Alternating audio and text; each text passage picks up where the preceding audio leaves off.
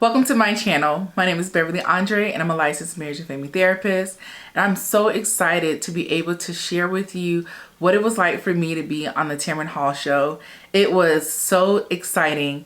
And honestly, I just kept telling myself throughout the entire process, I cannot believe that this is happening. Like, this gets to happen to me. And so I'm so excited just to be able to share some behind the scenes and just kind of like my journey to how we got there.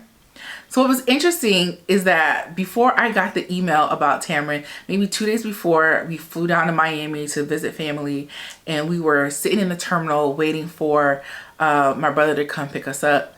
And so I turned to my husband and I just had a moment of like transparency, and I was like, babe, I cannot wait until I have like my big moment. And he was like, where is this coming from? And I was just telling him, like, it's so like rewarding to see all of my friends who are having these big moments, who are achieving like some spectacular dreams.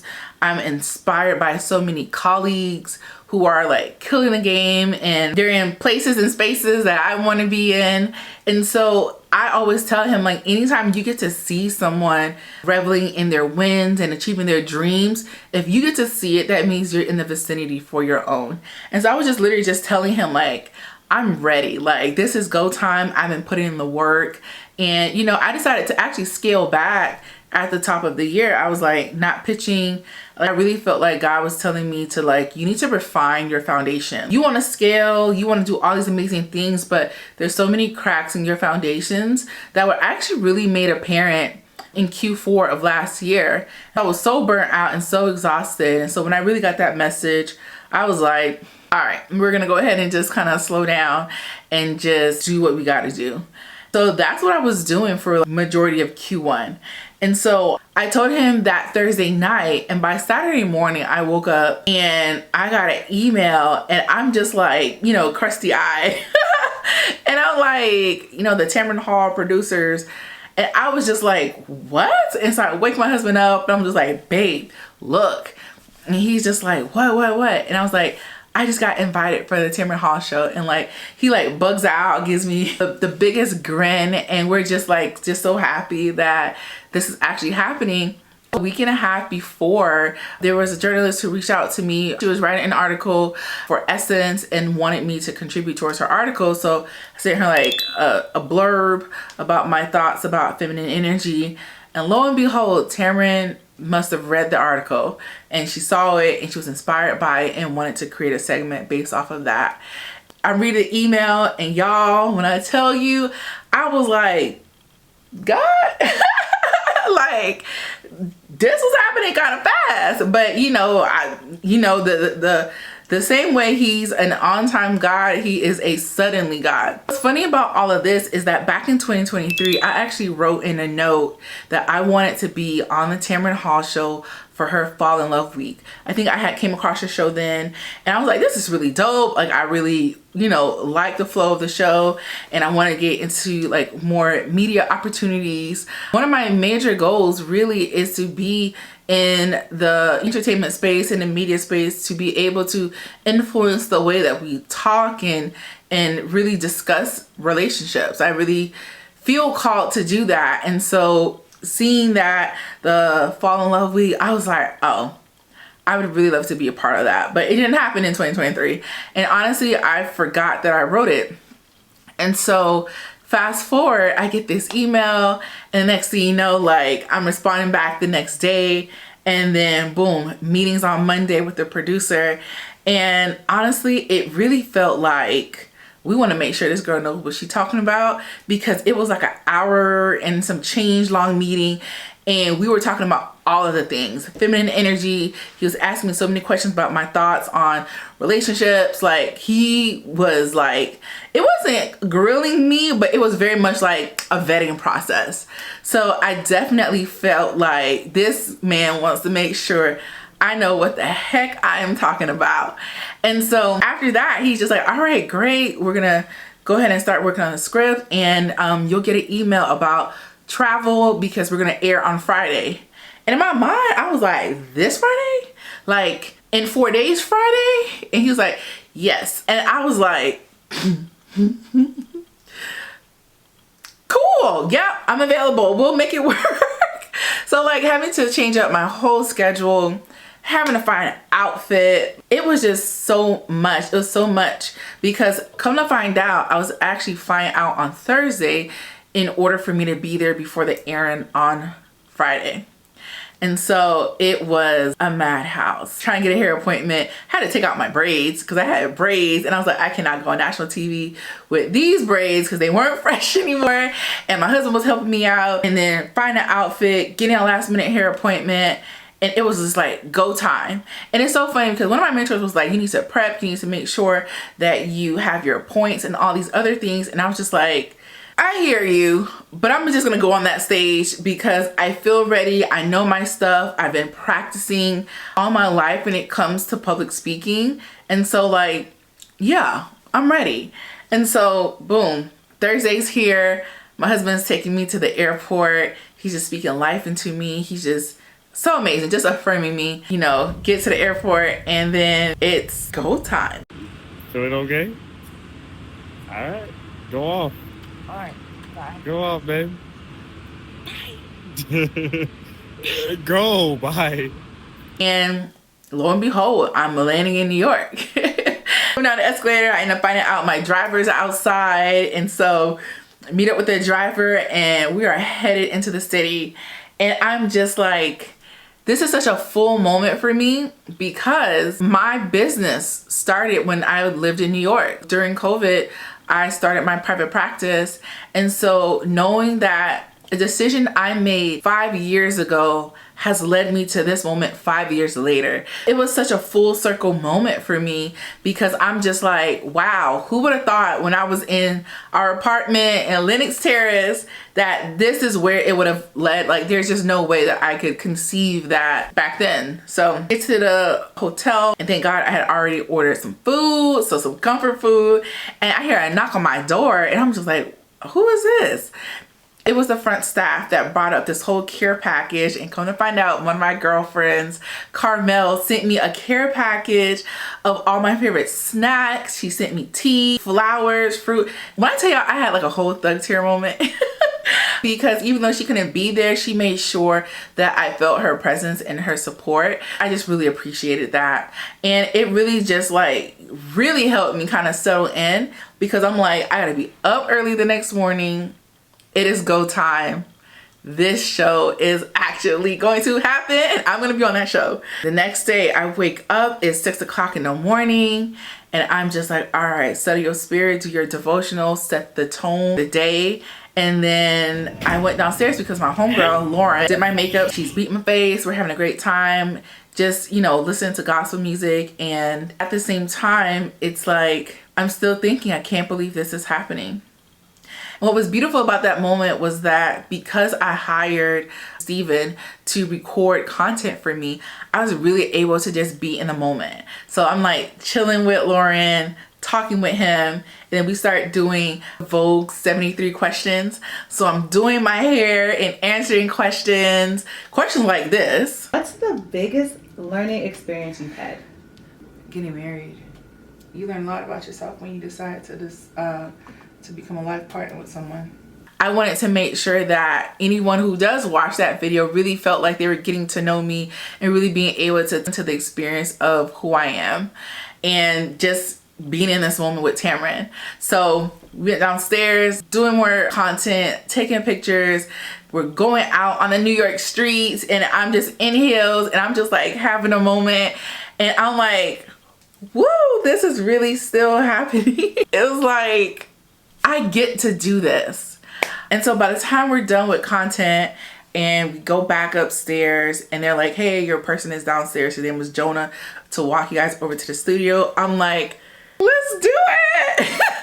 So we're walking down the street, we get to the studio and then we go through security, we get checked out and then like they're opening these huge doors and then we're just walking. And it's just like, where are we going? But it felt like a maze, taking elevators and doing all these other things. And then they take me to my dressing room and I saw my name and I was just like, oh my gosh, my name is outside of this dressing room. And so what was so dope about that was that it felt like I was coming home. It felt like, yeah, this is right. Open the door, I walk in. Marlene is there. My friend, oh my gosh, I can't believe I forgot to mention Marlene. My homegirl Marlene, thank goodness she was there. She was able to support me, help me get ready, and just really be like a strong pillar of support for me. So I was really grateful to have her there with me. And so Marlene was just taking videos of me and just trying to capture the moment for me. And I looked at her and she looked at me and she was like, yeah. Next thing you know, I'm going to hair and makeup just to get refreshed, obviously. And so, I mean, the entire crew was amazing, but I just have to say Tamron's hair and makeup crew, outstanding, beautiful women. They're just so nice, so affirming to me. And I just felt calm. There was just no nerves. Go back to my room, waited, and then the producers came in. We went over the script a little bit. And the next thing you know, y'all, I am headed backstage. I'm headed backstage and I'm just like, oh, we are here. And like, she was recording her 1000th episode before our show. What was dope about that, being able to see her just be celebrated, to be honored, because 1,000 episodes is not for the faint of heart. And also, God is a redeemer. And if you know Tamron's story, you know that it was nothing but God who brought her here to this moment. And so it was just so dope being able to see all of that. Then I'm getting mic'd up and then it's like, hey, we're gonna go ahead and check your sound and then be ready. Next thing you know, they're playing the montage on the main screen. And I'm like, oh my gosh, this is us. We're really about to go do this right now. And then they're like, all right, Bev, we want you to go ahead and walk here and we're gonna cue you to come on stage. Next thing you know, y'all, I'm just walking. And I'm just like, we're ready. And so I look at the crowd and I just see nothing but pink and green. And I'm just like, come on, sorors. All my sorority sisters, the AKAs, are in the crowd screaming. They're just loud. They're obviously there to support Tamron. But you know, I'm in my little pink, green, and cream dress and pink and green earrings. So, you know, soft launching the fact that I'm an AKA as well. And so like we get into it, and y'all, at first I kind of had a thought that like it would be wild if I had a brain fart moment right now, because obviously this is Tamron Hall. She's an Emmy award-winning journalist. She knows her stuff. Out the gate, she's like, all right, Beverly. And from that moment on, I remembered nothing. I don't know what I said. I don't know how I responded. I was just like, be ready, be on your feet.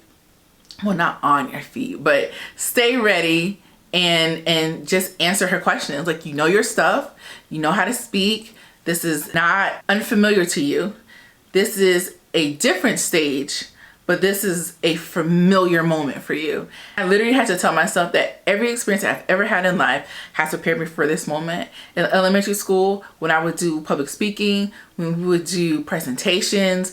In middle school, when you were in the oration contest, when you were performing with the band and the chorus. In high school, when you were doing all of these things where you were speaking to people, sharing your thoughts and opinions.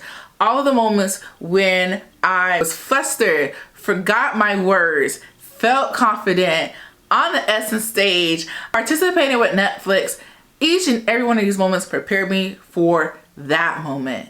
And that's why I knew I was ready, because this was not the first time, different stage, but familiar territory. And next thing you know, it was over. It felt like it went like this. Blink of an eye, we're done. I'm taking pictures with her and then we're shuttled backstage. It was great. Thank you. Thank you. I'll be on here soon. In Jesus' name. We're back in our dressing room. I'm looking at Marlene. Marlene's looking at me. We're both cheesing and it's like, it happened. It happened. And I was just, man, the level of gratitude, y'all. The level of gratitude that I had for this moment. Like, it was just beyond me. And so like we were just in there, just soaking in the moment. I was not trying to rush past the moment. I was not like, all right, next, we did this, now on to the next. I was like, I'm going to sit in this. And we did. And we had a good amount of time in the fitting room. We ended up being able to be escorted out the building. Went back to my hotel, and I had to go ahead and get ready to get to the airport because they flew me back home the same day. Next thing you know, like, I'm on the plane. And like this time I was just like, I want to settle in my feelings of purpose. And if you don't know anything else about me, please know that I love animation. I love animation films.